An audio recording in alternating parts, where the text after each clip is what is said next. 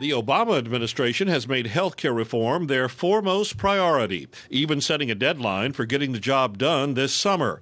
But NCPA President John C. Goodman told the Energy and Commerce Subcommittee on Health that the push for nationalized health care will be a financial and medical nightmare.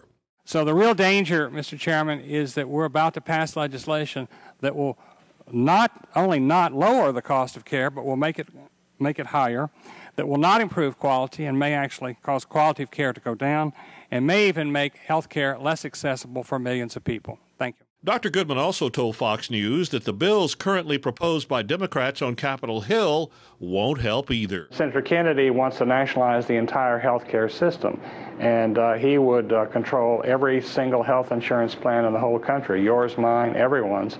And Senator Conrad is trying to be more moderate. He's trying to say, well, let's don't go quite that far. You know, I don't think any costs have been lowered. I think costs are being shifted. They're being shifted from the government to employers and to employees, and as you said earlier, over to Medicaid. There's no free lunch. Goodman also said that many uninsured Americans choose to forego health insurance, and others are without coverage only temporarily. Of all the people who are uninsured at any point in time, half of them will find insurance within a year, and 90% of them will find insurance within 2 years. To help educate Americans about the pitfalls of nationalized health care and the need for free market health care reform, the NCPA launched a cooperative petition effort, freeourhealthcarenow.com. freeourhealthcarenow.com is where everyone needs to go to sign the petition. It says, I want to have free choice of physician, I want private health insurance, I don't want the government to come between me and my doctor.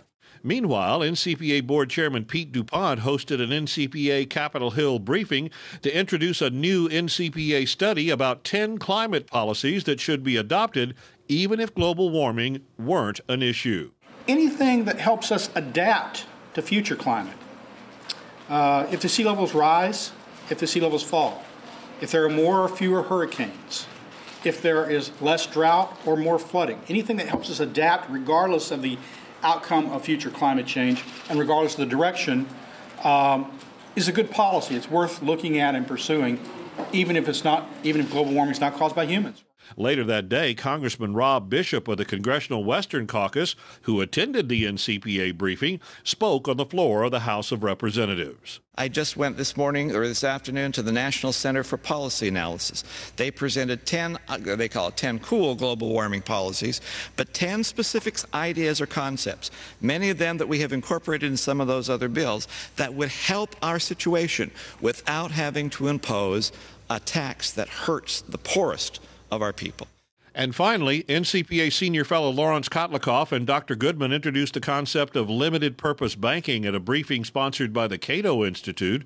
The principle behind limited purpose banking is that financial intermediaries, such as banks and credit unions, should serve borrowers and lenders and not put our deposits at risk in uncertain investments.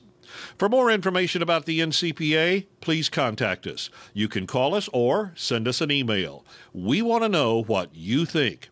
Thanks for your support of the NCPA and the important work we're doing.